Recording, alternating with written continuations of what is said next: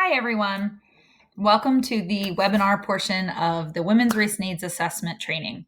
My name is Tiffany Parkhouse, and I'm going to be your trainer for the webinar as well as for the 2 virtual days that we'll be spending together. I work for Community Solutions. I went through the Train the Trainer 8 to 10 years ago on this and have done this training often since, usually in person, but we're in a virtual world now. So we will be doing a 1 hour module focused on the evidence-based principles, which I know many of you are very, very familiar with. So that's why we're not going to spend a ton of time on them. And then you'll also view about an hour to an hour and a half of a webinar on gender responsive principles, which we will also revisit and pick up from when we meet together in person in September. Both pieces of the webinar need to be completed prior to attending the virtual day on September the 2nd, I believe. Let me just double check here that is the right date. Yes, so September the 2nd, both pieces need to be completed, and there is a post-test that is going to be in the email that I send to you. So let's go ahead and get started. This training was developed by the University of Cincinnati and their Corrections Institute. They also were the primary drivers of the research and development of the Women's Risk Needs Assessment. So I would want to definitely give credit to the National Institute of Corrections for funding this and also for the staff of UC who were on the Women's Risk Needs Assessment project. I personally was not a part of that project, but I was trained in my Train the Trainer by Ashley Bauman, who was personally a part of the project, and they put a lot of work into it. So this training is an outflow of all of that. And the goal of this webinar, in addition to the 2 days that we're going to spend together, is really that you have a good understanding of the Women's Risk Needs Assessment, how it was developed, why it was developed, the fundamental principles that it is based upon, and then have a real comfort level with administering it and understanding it. So all of the modules that are listed on this slide are really driven to give you the opportunity to put this into practice. Most of you are going to actually be delivering the assessment. All of you will be at least need to be familiar with it as you work with the women that you serve. As I mentioned, Module 1 is going to be covered in this webinar. Module 2 will be covered in the second webinar that you'll have a link to. Modules 3, 4, and 5 we will complete together when we gather virtually. All right. I think that's pretty much all that I need to go over by way of introduction. This piece is going to be a lot more didactic than when we get together as a group. So bear with me. I will be trying to use some examples as well as videos and things of that nature as far as engagement. But some of this is going to be very informational. So not my typical style, but when you're doing a webinar, there's no one to talk to. If I ask the questions, you don't answer them. So I can ask the questions and we'll see if I can answer for you. We'll pretend you're there. All right. So evidence-based practices.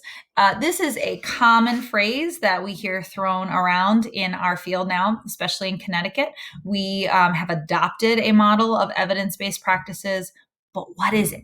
What does it mean for something to be evidence-based? Let's take a look at it and let's talk about it.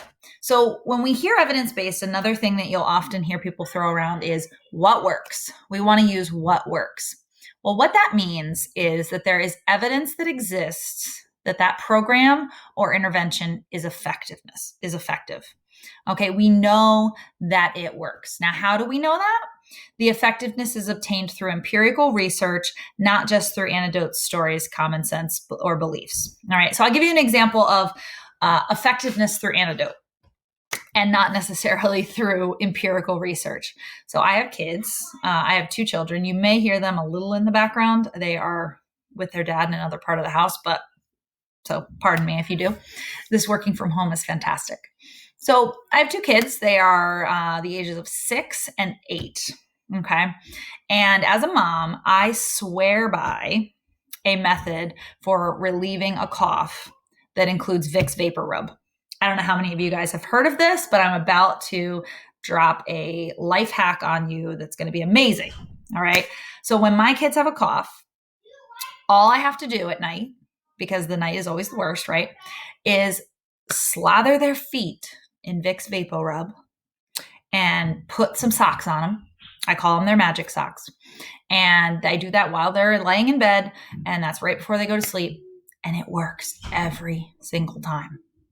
Every time. I mean, I would recommend it to anybody. I swear by it. It's my first line of defense. If you Google that, you will find no empirical evidence to support it. None whatsoever. But I swear by it. That's an anecdote, right? A lot of times anecdotes are true, but they're not provable. Okay. And so might it work for everybody? I have no idea. It works for me. I know that, and I'll recommend it to you. But some of you may be able to say, I've tried that and it doesn't work. So that's the difference between an anecdote and empirical research, right? If I could go online and I could find research to support why putting Vicks on someone's feet works, that's consistent, then I could point you in that direction. I could say that's an evidence-based approach, but it's not.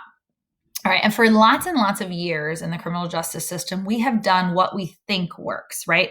And some of those things have been good. Some of those things have worked in some cases. Some of those things have been really bad and have not worked at all. So what works is really when we try things that we know have a level of effectiveness, because the research shows that they do what they say they're going to do. All right. So there are 8 principles for effective practices that I'm just going to kind of summarize here for you. So one is, we're going to start from the bottom, because when you're building something, you want to start from the bottom up, right? So the very basis of anything that is evidence-based in terms of effective practice with criminal justice populations is to assess risk, assess need, and sorry, I can't read that other word, and I should know what it is. I'm going to move my face here. Strengths, of course it is. I was going to say responsivity, but that's a part of strengths. So we're going to assess risks, needs, and strengths. All right. We have to do that as a foundational piece, because the rest of everything else builds upon that. So if we're going to be effective with the clients that we serve, we have to make sure that we assess their risk accurately, we figure out what they need, and we identify what strengths they already have. All right. That's number one. The next level is we have to figure out how to enhance their intrinsic motivation. So intrinsic motivation is the motivation that comes from within. All right. We know in our field that external motivators work for a little while. And we're going to talk a little bit about this as a concept in a few minutes, but they don't tend to work long term. Whereas intrinsic motivators, me doing something because it's good for me, because I personally want to do it, as opposed to I'll get in trouble if I don't, that is going to be a longer lasting motivator. So part of working with evidence-based principles is to enhance intrinsic motivation. The third piece is to target intervention. So once we have assessed what clients need, we get their motivation up to want to address those things, then we can send them to targeted interventions. So we don't want to just send everybody to the same thing. One size doesn't fit all. We want to make sure that we target interventions that will actually serve the needs that our clients have. All right. Targeted interventions tend to address cognitive behavioral functioning and emphasize skill acquisition. So we want to utilize CBT. We want to teach skills. All of you are using the EPICS model. That is all based on CBT, skill acquisition, evidence-based practices. Then once we're doing that, we're going to provide positive reinforcement, ongoing support, and obviously measure our outcomes. All right. So measuring outcomes is really important, because that continues to tell us whether what is working in other places is also working here. It can also tell us whether or not we're doing it right. If I am using EPICS, for example, I brought up EPICS, and I'm using it, but I'm not using it the way that it was supposed to be used, I'm not going to know whether the results that I get are accurate or not. So part of measuring outcomes is also taking a look at, all right, if we're not getting the outcomes that we were hoping to get, that we thought we were going to get, then what's going wrong? What do we need to tweak? What do we need to fix? So these are the 8 principles for effective practices. These are the things that we build upon if we want to be the most effective with our clients. And a big driver for a lot of that is just utilizing resources appropriately, right? We have limited resources in the Department of Corrections. You guys, I know that you are all going to be behind your computers right now saying amen, hallelujah, because you are overworked and it's probably sometimes hard to manage everything that has been put onto your plate. And so if we can utilize these things, then we can target where to use our resources and where we don't need to use our resources. Okay. And you'll notice up along the side is quality assurance. So all along through all of these pieces, starting from assessment, all the way up through motivation, interventions, support, measuring outcomes, we need to make sure that the quality and the level of service that we're providing to our clients is in line with the model, in line with the fidelity of what it is that we're doing.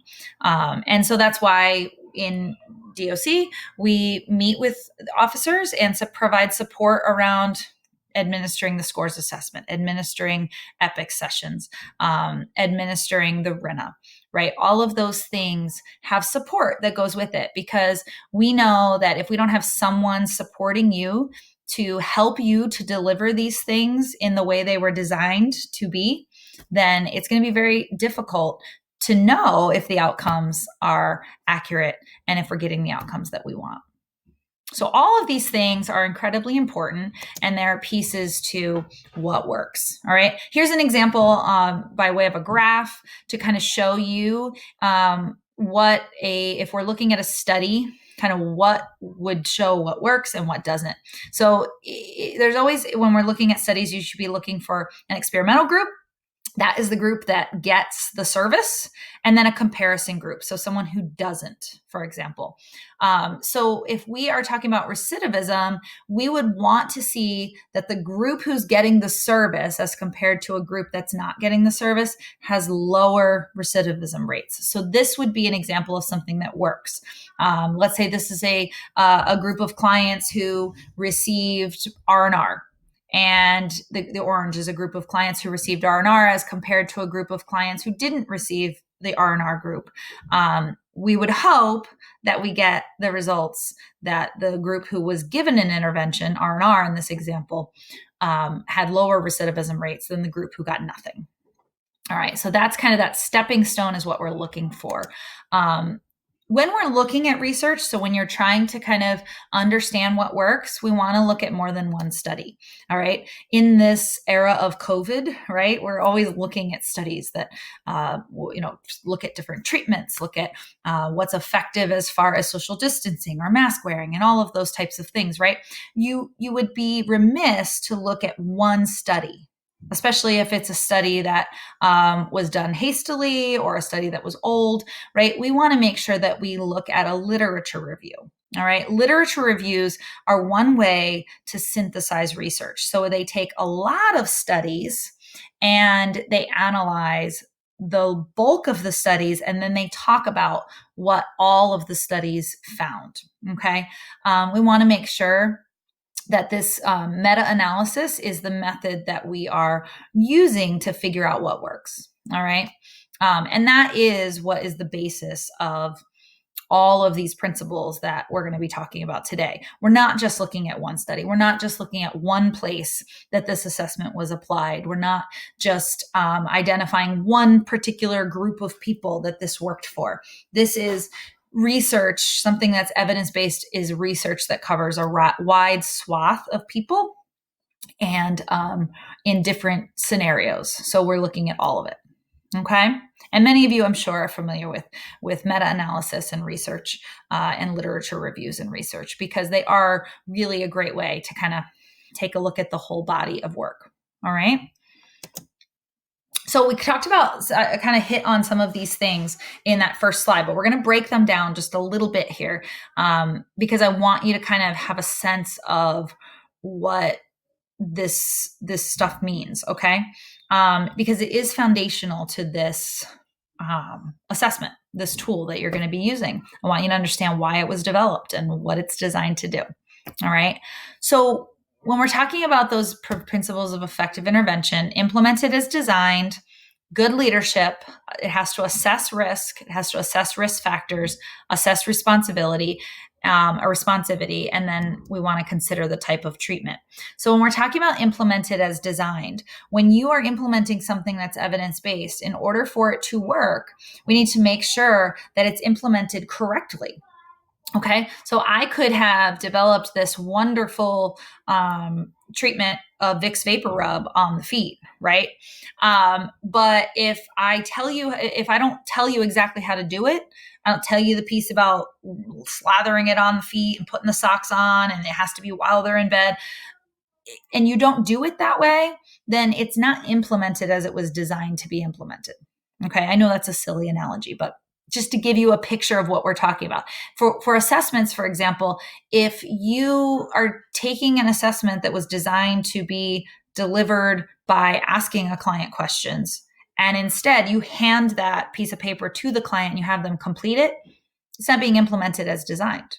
It's not going to work the same as it was designed to work. All right. So when we're talking about this, we want to make sure that staff are trained. Okay. So it's important that, before we have staff doing things, they receive training on the proper way to do it. You're doing that now. You're doing that now as far as the RNA. All right. And for some of you, you may have already administered some RNAs. Maybe you were kind of like thrown into it. It's just important to recognize what you may have not known, and that's okay. And you can always go back and fix it. And then there may be some things that you were doing right. But we want to make sure that we train staff and we train them well. All right. Adhering to principles and the curricula. So again, training people is the first piece, but then making sure that they're adhering to doing it as they were trained is really important as well. Okay. So making sure they're doing it well. Pilot testing with the initial rollout of any particular tool or assessment. So testing it on smaller groups first, and then monitoring as you go along so that you can ensure that that thing, whatever it is being implemented the way it was designed to be implemented, because outcomes are going to be skewed if it's not.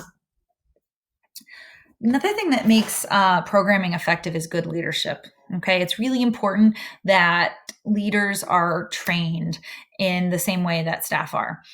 So when you're talking about a specialized unit like the women's reentry unit, having the people who are in charge of the unit also understanding the assessment, why it's there, what it's designed to do, how it's designed to be implemented. That's really helpful because that can then help them to become more hands-on and be more supportive. So leadership is important with this too. Any program that we're using, we want to make sure that it's assessing risk using an actuarial measure, a test of risk. Okay. So what that means is like, we're not just sort of eyeballing the client. Like, I don't know. I spent like 20 minutes with him. He seems kind of high risk to me. We're going to mark him as high. She seemed really nice. I don't know, really charming. I thought they were really, going to do well. Low risk right there. That's not how we do this, right? It's really important that we use an actual measure, a test, because tests are better than our judgment calls. We've all had that client who can talk a good game, and they can sit in front of us and they can appear very charming. They can appear very having it all together, and they leave our office and go commit a crime or use drugs. So our judgments, as good as they are sometimes, are not always consistent. And so tests are much better than judgment. We need to make sure that we're using an actuarial measure of risk, which we are using across the board in Connecticut. Now, when we're talking about assessing risk, what is risk, right? So the biggest way that I kind of define risk is telling you how high of a level of risk they have to reoffend, right? So it's kind of giving you the sense of a dose. So how much service do they need? Do they need a lot of a dose? Do they need a medium amount of a dose, or do they need a low dose of this supervision or this treatment? So risk is looking at how much, all right? And it's telling us who we should spend the most time with. So the higher the risk level, we know that research tells us we have the most bang for our buck by focusing on them. We get the largest effect from the higher risk levels. All right. That's why for epics, for example, we do those with our higher risk clients. We spend more time with those higher risk clients. Sometimes that's painful because sometimes those are the clients that are tough. And those are the ones we're like, oh my gosh, can you just give me the good ones, the ones that are just easy and they do what they're supposed to do? But we know that those are not the folks that need us the most. Those are not where we're going to get the best bang for our buck. And in fact, targeting those lower levels, and you guys are probably all going, yeah, we know this already. And that's awesome if you do. But targeting those lower levels can actually make things worse. So the research shows us that if we spend too much time and we require too much of our low risk clients, too much reporting, too many services, we try to intervene too much in their lives, we actually can make things worse. And there's a lot of reasons for that. A couple of the reasons for that is when we target them and we put them into services, who are they interacting with? Higher risk clients, right? So they're developing connections that are not positive, sometimes learning behaviors that are not positive. And frankly, spending more time with us doesn't allow them to do pro-social positive things in the rest of their life. So those low risk clients we want to spend the least amount of time with. They get the lesser dose of what we're providing. Okay. So let's talk about the importance of assessment and classification. Those things can do a couple of different things. Number one, when we're assessing clients and classifying them, because some of you are here because you're assessing in terms of risk level for supervision in the community, right? Some of you are here because this is going to be a part of your classification system for women who are incarcerated. Okay. So when we are looking at assessment and classification, it's important that it guides our decision making. All right. When we have an assessment that really gives us an unbiased look at this person's risk level, we can make decisions about how many times they need to come in the office. We can make decisions on how much of their time should we be occupying with services. It really guides us in a lot of those decision making. What kind of referrals should we make for this client? It reduces bias, and I mentioned that a second ago. When we're using a actuarial assessment, so an actual test that's based on research, then we are not allowing our biases to come into that. We're not eyeballing them and deciding, and our blind spots become less prevalent. It improves the placement of clients. So we tend to put clients where they should be, which is great for the client, but also helps because we don't have unlimited resources. There are not unlimited slots in treatment centers. There are not unlimited slots in groups, in community organizations. And so when we're placing clients where they truly need to be placed, it helps everybody get the most out of the resources that are out there. It aids in legal challenges. So I'm going to tell you an example. We work with the state of Utah, and we do a lot of quality assurance around their risk assessment, which they use the LSI R&R. And they get quality assurance on their assessment. They use this assessment consistently to identify risks and identify what clients need. And there was an officer who was called to court because his client had violated something or done something. And so he was being asked about his choices in terms of supervision.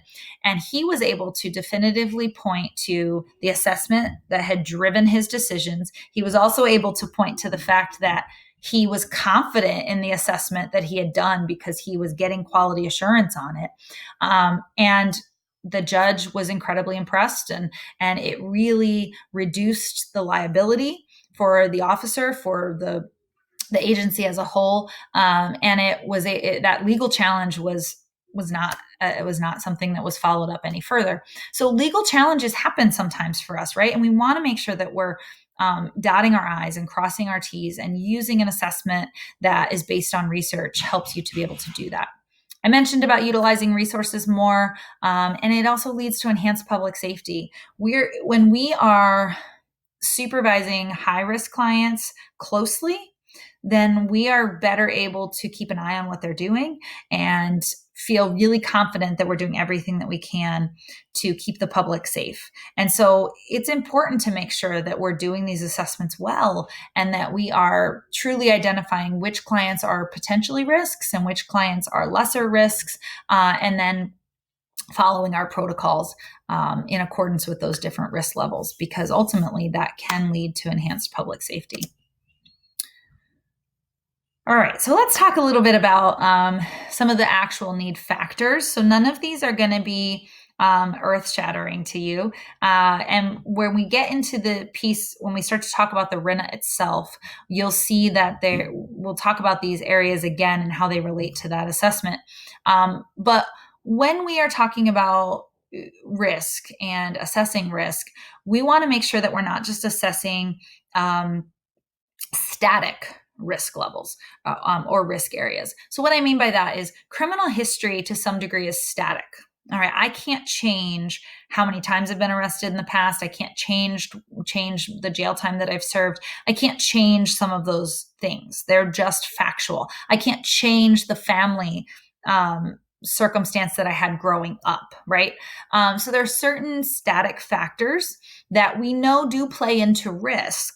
Okay, so for example, we know that getting arrested before the age of 16 is a big risk factor, and we want to measure that. We want to look at someone who has been arrested before the age of 16. We have to keep a closer eye on that. That increases their risk. We know that someone who comes from a family who has criminal history can be at a little bit of a higher risk. Those things are static and they are important. However, they can't change them. I can't change that my family has a criminal history. So we want to make sure that any risk assessment that we're administering assesses dynamic risk factors. A dynamic risk factor is one that can change. It's something that may ebb and flow over my lifetime, and it's something that can be changed in the course of my supervision if I'm a client, right?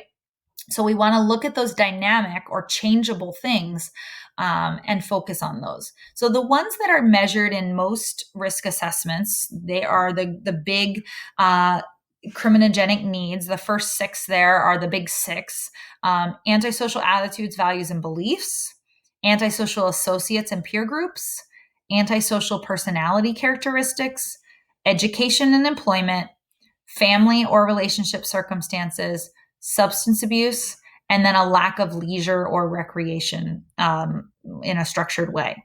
Those are the things that we know are areas of need that are most likely to drive someone back into the criminal justice system. They are supported by evidence. They are the ones that have consistently risen to the top as pushing clients back to recidivate. So let's talk about why these are risk factors and how they might influence a person's risk for recidivism. So let's start with the antisocial personality characteristics. This one is hard for people sometimes because it's hard to sort of wrap your brain around this. It's like, what does that mean, an antisocial personality characteristic, right? Sometimes when I have sat with clients, I feel this before I can put my finger on anything concrete. I just feel like something is off with this person. Other times you don't necessarily pick up on it. They may seem like the most affable, nice person. But here are some of the characteristics that we're talking about when we're talking about antisocial personality. So they tend to have hostile interpersonal interactions. They tend to lack empathy. So not a lot of remorse for how their behavior affects other people.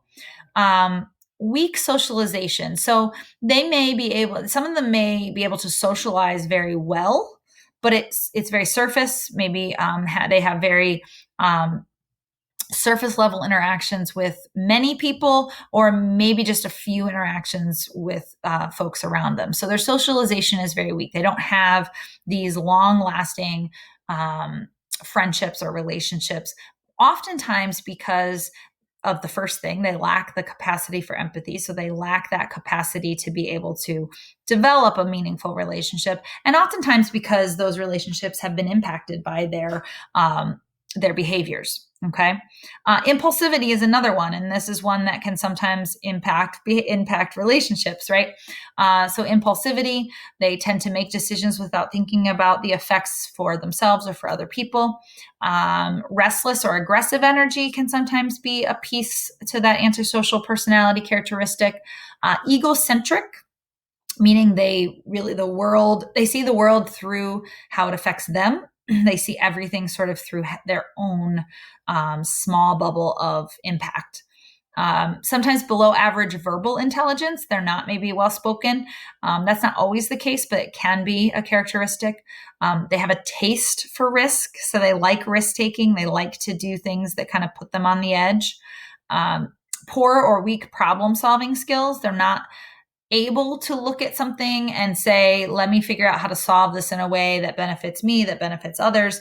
They're not good at problem solving. They may have one or two coping mechanisms, usually maladaptive, and those are the ones that they go to in their back pocket, whether it be using drugs, using alcohol, acting out.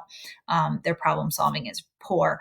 And that also, it kind of connects with poor self-regulation skills. So they often don't know how to manage emotions, express emotions, and regulate those things. Okay, so these are the kinds of things we're looking for with antisocial personality characteristics. Those are the things that the items on assessments in that section are designed to sort of measure. Education and employment is another one. So we're talking about this as something that occupies time as a pro-social activity. So a lot of times we think about it from a financial standpoint, and that certainly is a bit of this. But really, when we're looking at education and employment as either a protective factor on the positive side or a risk factor that could lead someone back to trouble with the law, what we're recognizing is that when you have a job, a full-time job, it's occupying a significant amount of time in your day-to-day interactions. That's time that you aren't going to be out getting in trouble. That's time that you aren't going to be socializing with antisocial people. It's time that presumably you are engaging with pro-social others, and it's something that's productive towards society. So that time spent is really important. And that's why a lot of times we encourage people to really make sure that they're asking about how many hours they're employed, how much time out of the year, out of the day, out of the week they are spending at work, because that is a big piece of why this is a risk area for our clients. Also, when you're working, you're receiving rewards, and maybe in the form of a paycheck, maybe in the form of a feeling for participating in something pro-social. And that reinforcement is important in terms of keeping folks out of trouble. Certainly, there is an aspect to it as well where it's a more direct link, where someone is unemployed, they may resort to something pro-criminal to support themselves, but really that is a small part of why this is a risk factor. Education and employment is more about the time that the person is spending doing something that is pro-social and that they're receiving rewards for.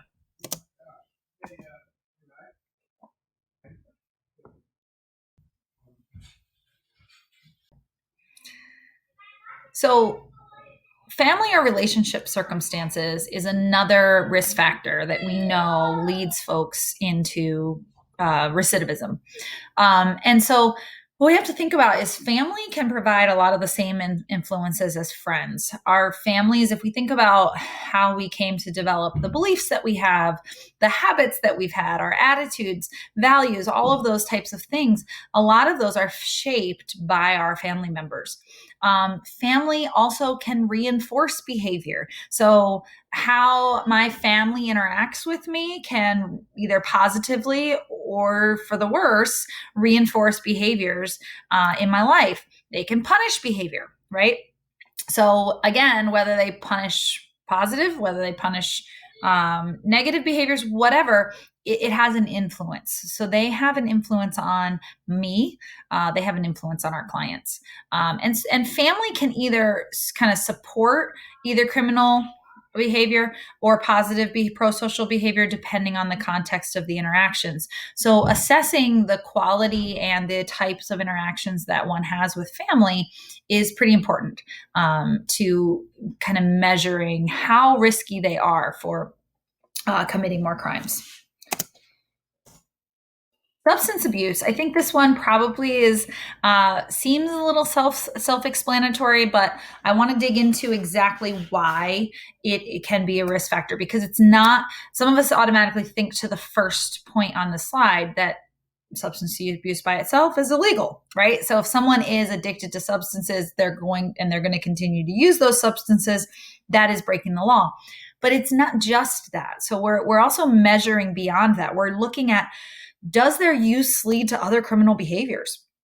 Are they stealing to support a habit? When they get high or drunk, are they operating a vehicle? When they get high or drunk, are they inclined to become aggressive and hurt other people? So we're also looking at whether or not that substance use leads to other criminal behaviors and measuring that, because that can, if it's happened in the past, that can be a risk factor in the future. Also, buying drugs puts a person in contact with criminal other people. So this section, substance abuse, also influences how someone will score on positive pro-social peers, right? Or antisocial peers. So we know that when someone is in a lifestyle of using substances, it puts them at risk for things like interacting with other criminals.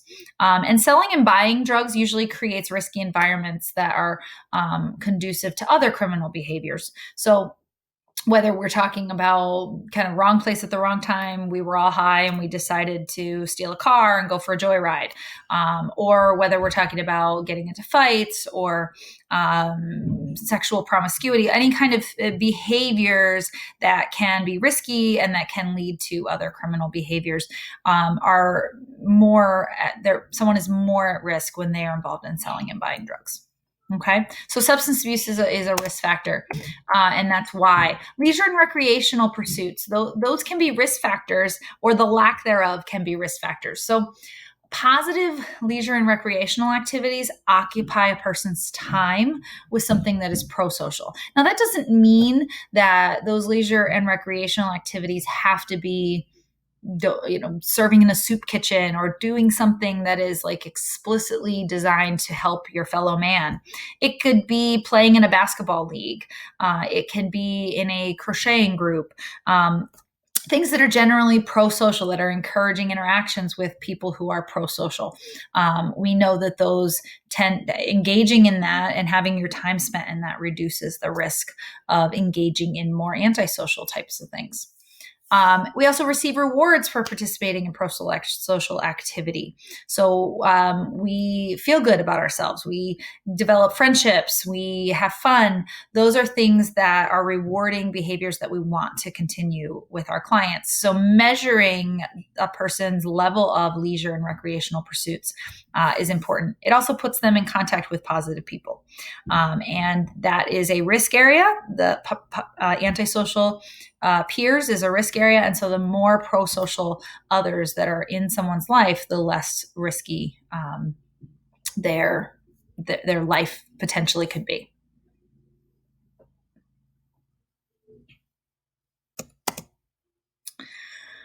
So we kind of looked at a few of those risk areas and why they are risk areas. I feel like I missed one. Let me see if I did. I feel like we touched on it, but I think we might have missed criminal companions. We did. So antisocial associates and peer groups. Let me just see if I can. I may have somehow missed that slide. Let's see. Where are you? Here it is. Look at that. Somehow it got hidden. Let's talk about it. All right. So antisocial associates and peer groups, we mentioned them in the context of employment. We mentioned it in the context of leisure. We mentioned it in the context of AOD. But it is a risk factor all in and of its own, because who we hang around with impacts what we do. So measuring someone's peer group and how positive or negative they are in terms of their antisocial versus pro-social thinking is incredibly important to measuring risk. Peers can influence our attitudes, our values, our beliefs. Peers reinforce behavior, peers punish behavior. So a lot of the same things we're looking for in family, we're also looking for in one's peer group, because it really is, there is something to that saying, birds of a feather flock together. And you sort of become a little more like the people that you hang around with. And so if that group is positive and pro-social, then they're going to be reinforcing positive pro-social behavior and punishing negative antisocial behavior. If that group is more of an antisocial, value-driven group, then they're going to be reinforcing antisocial behaviors and punishing pro-social behaviors, whether it be overtly or covertly. So peers are incredibly important. And we actually know that in most of the statistics that you'll look at from state to state, this is almost, I don't know what the specific percentage is, but it is a very high percentage of our clients. So it's one of the biggest risk factors that we see across the board is antisocial peers. All right, now we can move on to the graph. Let me go back to that slide. Getting there. There we go. So when we talk about these risk factors, so in a good assessment, remember, we're measuring overall risk. So we're getting a sense of, is this person high? Are they medium? Are they low? But then we want a good risk assessment is going to drill down into those specific risk factors that we just looked at and identify what needs to be treated. Okay. So if it's criminal companions and that's the biggest scoring section, then that's what we want to target. If it's antisocial attitudes, values, and beliefs, that's what we want to target. And so we want to make sure that we're looking at those specific risk factors. And when we get good at that, so when we are able to assess risk factors really specifically and drill down on the ones that are having the biggest impact, we see that we can affect change in recidivism at a much higher rate to when we're not. So when we're just sort of applying a one size fits all, like, well, this is the treatment we have available, so this is where we're going to send you, versus saying, I see that you really have companions and who you choose as friends, that is your biggest risk area. I'm going to send you to a treatment that targets that targets decision making around friends. We see the risk of recidivism goes down. We see a greater change in recidivism. So let's talk about what can and usually does go wrong in assessments. And again, we're talking in general here. Some of this is going to be more specifically applied to the WRNA when we meet together. But one of the biggest things that we see going wrong with assessments is that they are not validated or they're not normed to new populations.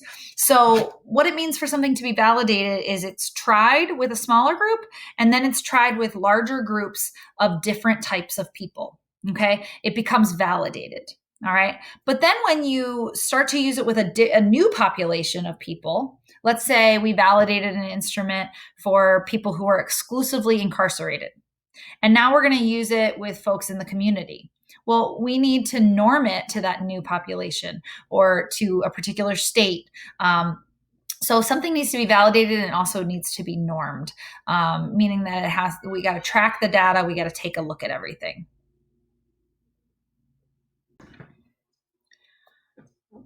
Another thing that sometimes happens that causes an assessment to go wrong or a particular assessment not to be successful is that clients are assessed and then everybody gets the same treatment. So it's that idea of we assess them and then we put that assessment in the file and we never use it again, or we enter into the database and it's never looked at to drive any of the treatment. And so what happens when we do that is we take something that's meant to give us good information, right? And we put it to the side and we just do what we were going to do anyway.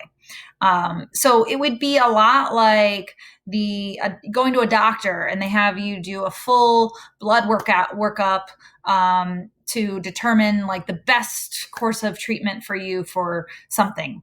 And then you go back to the doctor and you say, okay, what were the results of that blood workup? And he says, oh, it doesn't matter. We're just going to do the same thing we do for everybody. We're not even going to worry about that. We're just going to have you eat better and take this pill. And so there's no connection between the test and the treatment, which kind of doesn't make sense, right? And the other thing is then we can never really know whether our assessment was accurate. So did we target the right stuff? And did the recidivism rates go up because of the assessment was wrong? Did it go up because we gave them the wrong treatment? It's sort of just Russian roulette. We're trying something. So it's really important that assessments drive what we do with our clients. And then, of course, errors can drive they can occur with everything, even the most evidence-based instruments. And so sometimes human error, me making a mistake in what I mark, or not asking the right question so I don't get all the information and I score something a certain way. So sometimes errors can also play into why an assessment goes wrong. And so obviously we want to use assessments that try to mitigate those things as much as possible and have us use assessments in the proper way. So that was a lot about risk, right? Because risk is really a big piece, risk and need, identifying the overall risk and then the specific risky areas that we need to focus on. But another piece that's really important with assessment, and especially when we're talking about assessment for women, is assessing responsivity. So what is responsivity? All right. This is one of those times where I'd really like to have people here and I could say, what is responsivity? And someone would raise their hand and they would say, responsivity is anything that needs to be addressed in order for the person to be successful. And then I would say, that's right. Good job. So responsivity is something that we're responding to. It addresses barriers to a success. So some of the questions that we ask when we're thinking about responsivity is, how should we implement the treatment? So, we're actually very responsive these days. We're talking right now in Connecticut, we're going through COVID and we're talking about schools reopening. And so districts are trying to be responsive for how it should be implemented for each individual family. They're being responsive to barriers that some families may feel comfortable and really need to send their kids back for in-person. Other families really may want to still choose to keep them home for distance learning. And so they're trying to respond to all of those barriers. It's the same thing here. We're trying to figure out things like, is this person best suited for inpatient treatment? Or do they just need something in the community? Or do they need something in between? So responsivity addresses any barriers. Maybe it's a mom who has kids and she's the primary caretaker for her kids. And so to be responsive to that, we try IEP, I was thinking schools. We try a dual diagnosis program that's 5 days a week, but she can come home at night versus a inpatient program because we're trying to be responsive to that barrier. So we're trying to kind of look at what's standing in the client's way, what might need to be addressed in order for them to take full advantage of the treatment that we're referring them to address their risk. Those things can include learning style, temperament, motivation, and then in addition, things obviously like childcare, other things of that nature. So that's important. When we talk about relationship between assessment practices and treatment effectiveness, when we're addressing responsivity, we can see that we're more successful than when it's not addressed. So a treatment tends to be more effective when we have taken into account those barriers, when we've tried to help the client overcome those barriers and we've been responsive to them. So even though, going back to the example that I used, even though in looking at like the amount of use and how often and how much a woman is using, we might say, oh, inpatient would be great. But if she's not motivated for that and she has barriers around childcare for that, being responsive to her needs and putting her into that dual diagnosis program may actually be more effective because she's going to be more motivated to do it and to make it work than if we had pulled her from home and put her in a state of resistance and a situation where she's anxious about her children and put her in inpatient. So it's really important to address that responsivity. We're going to be twice as effective in the treatments that we provide if we are addressing those responsivity issues, which means that we need to know what they are. So part of assessing means assessing what those issues are, where we need to be responsive for our clients. So to kind of sum it up, assessments are incredibly important to evidence-based practices. They really are the foundational piece, because when we're looking at risk, we're assessing for that, we're looking at who, how much, so what's the dosage, right? Needs assessment is the what, so what am I targeting? Where am I going to focus? And then the responsivity of the assessment is the how. How am I going to address those things? How do I help the client to engage in that treatment in the best way for them? So those are the three pieces to any evidence-based assessment, right? It's risk, it's need, it's responsivity. All right. None of that is probably new to most people. We've heard it in the context of EPICS trainings, in the context of SCORES trainings. This is all review. Case planning is the main task of assessing. So again, it's that idea of we don't want to give someone an assessment and then put it in a file and never look at it again. We always want to make sure that we are using the assessment towards case planning. So matching clients to services and programs that address their risk factors, trying to accommodate barriers related to responsivity, that's all a part of case planning. And when we talk about this WRNA assessment, we're going to be spending a good portion of our time the second day really looking at how to apply it to case planning. It's very important. With that in mind, we have to then know what is evidence-based in terms of treatment for different things. And so it's pretty easy in a sense, where we know that most of the things that work for assessing or treating risk areas and need areas for these different criminogenic needs would be cognitive behavioral treatments. So when we talk about CBT, because you hear this term a lot, you guys have access to send your clients to certain CBT groups within the AICs and also elsewhere.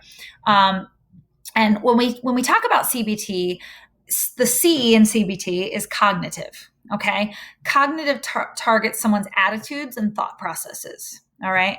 The behavioral piece is then practicing and role modeling and reinforcing new skill acquisition. All right. So we're not just new skill acquisition in terms of like problem solving skills, but skills in regards to thinking. So we're going to identify some of the faulty thinking, try to challenge it, and then replace it with newer, better thinking, more pro-social thinking. We're going to identify where the lack of skills are. We're going to teach new ones, and then we're going to practice and model and reinforce those new skills. If you have ever done an EPIC session, this should sound very familiar, because all of the EPICS interventions are based on CBT principles. So when you are doing a behavior chain or a cognitive restructuring, you're identifying those faulty thought patterns and you're restructuring them. When we refer someone to, say, a reasoning and rehabilitation group here in Connecticut, we're referring them to learn new skills and challenge thinking around anger, around emotional impulses, around decision making, problem solving, all of that kind of stuff. So CBT treatment is, you can see in this chart, it's one of the most successful types of treatment interventions. When you compare it to other types of interventions, we see like a 19% change in recidivism in the positive direction versus less than a 5% change when we look at other types of interventions that are not CBT focused. So there's really good results. The most successful types of treatment interventions. So it's interesting. I mentioned earlier about the concept of intrinsic motivation, right? So criminal sanctions, when that was the only intervention to try to reduce recidivism, it actually increased recidivism. So we saw it go up by 0.07. All right. Now, when we take just non-behavioral treatments, so we try to address recidivism through maybe just talking it out, or maybe positive reinforcement of saying, hey, good job, you're doing better, or carrots, like if you do this, then you get this. Then you see 0.07 in terms of going in the positive direction, decreasing recidivism. But when you look at actually giving someone a behavioral type of intervention, whether it's CBT or strict behavioral, like teaching skills, things like that, you see 0.29. So it goes way up. There's a big difference especially between criminal sanctions being the only way to address and try to decrease recidivism, compared to actually using behavioral and cognitive behavioral interventions. There's a big difference there. Also, when we talk about CBT and we talk about successful interventions, and you guys will know this if you're doing epics, right? We are always hammering home the importance of role playing. And here's why. Because when a role play is included in a session, so it increases its effectiveness considerably. So when you look at this particular study, in sessions when role plays were occasionally to never used, you saw a 2% chance change in recidivism. So they might have talked through a skill, they might have like kind of explained the skill, but they never actually or occasionally would have the client practice and give them feedback on how they did. When you look at sessions where almost in every single session there was a role play, that recidivism change was up to 9%. So it's a difference of 7% just by incorporating that practice, which it just really, it bears out what we know from other research, which is we as human beings learn by doing. And role playing engages a part of the brain that just talking something out doesn't engage. It causes connections and stimulation in parts of the brain so that those skills then become remembered and they become easier for the person the next time around. So it's very important for us to practice and to do versus not. In terms of CBT interventions that are extremely effective and include direction for lots of role playing to get the most bang for your buck out of treatment, these are some of the examples.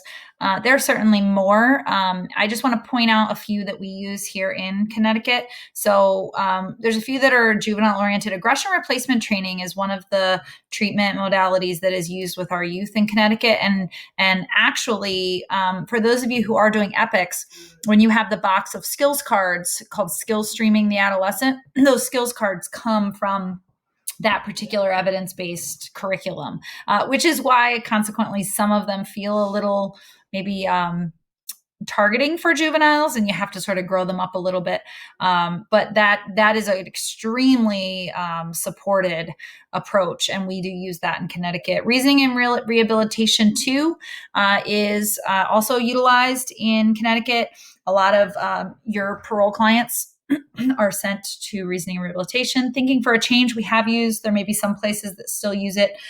Moving on is a gender responsive, so a female focused curriculum that we use in the AICs. And I know a lot of the women that, it is available to DOC women as well. And that is a great curriculum that targets a lot of the things that the Women's Risk Needs Assessment are measuring. So it just gives you a little bit of an idea of some of the things that are out there.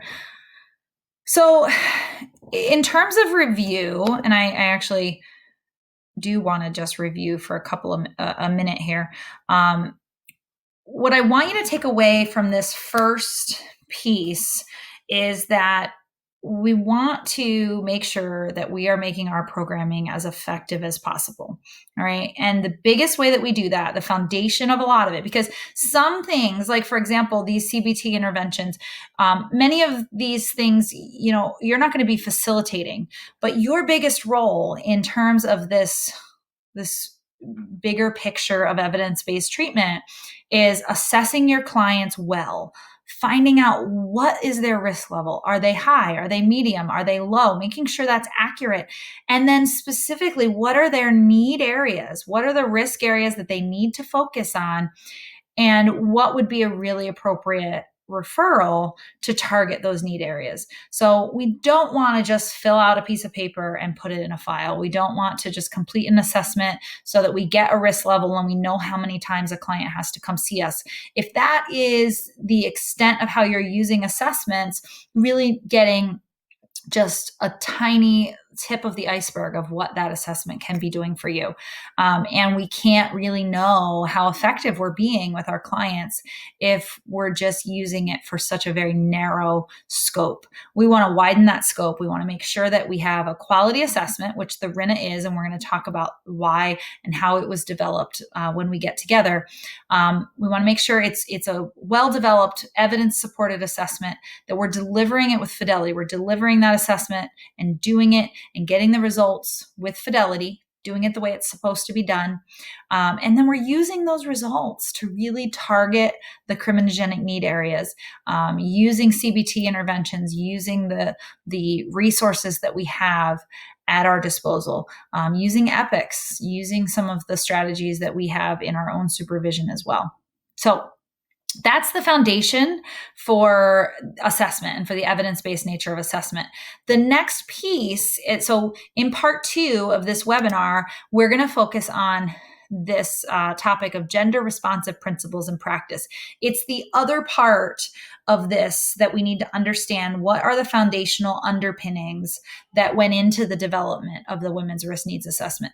Evidence-based practice is one big piece of it, and how assessments and the risk need principles, all of that stuff, that all played into the development of the WRNA. But what makes this assessment unique is that gender responsive principles have also impacted the way the assessment was developed. So go ahead and you can take a break, take a pause, click off. And then when you come back and you click on the second part, we will talk about gender responsive principles in practice.